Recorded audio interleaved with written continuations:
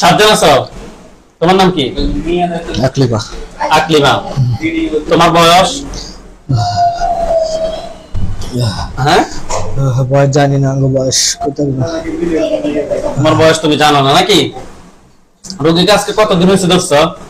3 মাস। 3 মাস। কেন ধরছো? চালান করছে কারণে। হ্যাঁ, চালান করছে কারণে। চালান করছে কেন? রোগী কোথায় ছিল আগে? আগে বাংলাদেশ ছিল, বাংলাদেশ 3 দিন আগে চালান করছে।